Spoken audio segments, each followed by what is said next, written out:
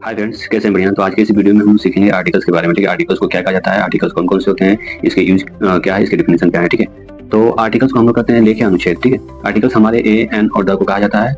यहाँ कुछ सेंटेंस आपको दिया गया है 4। ठीक है, this is a book, book हमारा नाउन है, नाउन के पहले ए आया।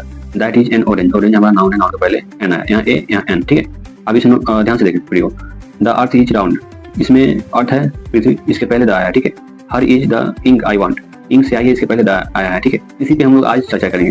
तो देखते हैं ए एन तथा द को आर्टिकल्स कहा जाता है। इस ग्रामर में आर्टिकल्स को डिटर्मिनर्स के अंतर्गत रखा गया है। डिटर्मिनर्स यानी कि माई, योर, दिस, दैट। ठीक है, दिस, दोस, सम, एनी इत्यादि। तो इन पे हम लोग चर्चा नहीं करेंगे। आज हम लोग चर्चा करेंगे ए एन द यानी कि आर्टिकल्स के बारे में। ठीक है, आर्टिकल्स हमारे दो प्रकार के होते हैं। डेफिनिट आर्टिकल्स यानी कि निश्चित, जिसमें द का प्रयोग किया जाता है। इंडेफिनिट यानी कि अनिश्चित, जिसमें ए एन का प्रयोग किया जाता है। ठीक है, यहाँ कुछ सेंटेंस दिया गया है, जैसे this is a boy, it is an egg. ठीक है, that is the pen I want. तो इसमें ए एन का प्रयोग हुआ है, इसलिए हम लोग इसे इंडेफिनिट कहेंगे। यहाँ ए एन का कोई भी प्रयोग इसमें नहीं है, इसलिए हम लोग इसे डेफिनिट कहेंगे। ठीक है, जो कि इसमें द का प्रयोग हुआ है, द का। ठीक है, आइए देखें। ए एन का शाब्दिक अर्थ होता है एक या कोई। ठीक है, एक यानी कि कोई एक वस्तु, कोई में यानी कि अनेकों आ जाएंगे। ठीक है, किंतु द का कोई शाब्दिक अर्थ नहीं होता है। आर्टिकल्स नाउन को डेफिनिट या इंडेफिनिट बनाने में मदद करती है। ठीक है, यहाँ कुछ सेंटेंस दिए गए हैं, देखिए ध्यान से। This is the boy, that is the car, it is the pen. ठीक है, this is the ant, that is the ox, it is the egg.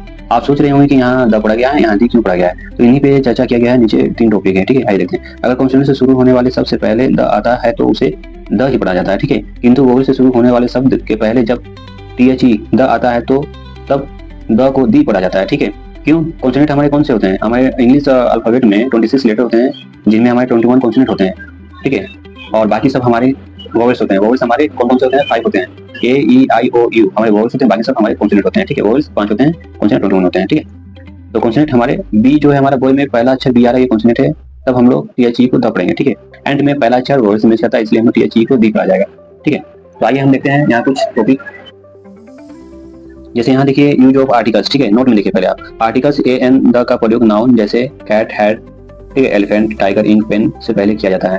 ठीक है, ये मेन इंपॉर्टेंट टॉपिक है। ठीक है, the use of the main यही topic है कि द का प्रयोग, सिंपल सी बात में आप समझिए। ठीक है, द का प्रयोग किसी विशेष व्यक्ति, वस्तु व स्थान के पहले हम लोग द का प्रयोग करेंगे। ठीक है, विशेष हो और दुनिया में सिर्फ अकेला, उसके पहले हम लोग द का प्रयोग करेंगे। ठीक है, बस सिंपल सी बात है। तो आपने आर्टिकल्स के बारे में क्या क्या सीखा? आर्टिकल्स के बारे में आप सीखा कि ए का प्रयोग कब करते हैं? जब भी कॉन्सोनेंट से शुरू होने वाला शब्द हो, उसके पहले हम लोग ए का प्रयोग करेंगे। अगर वोवेल्स से शुरू होने वाला शब्द है तो उसके पहले एन का प्रयोग करेंगे।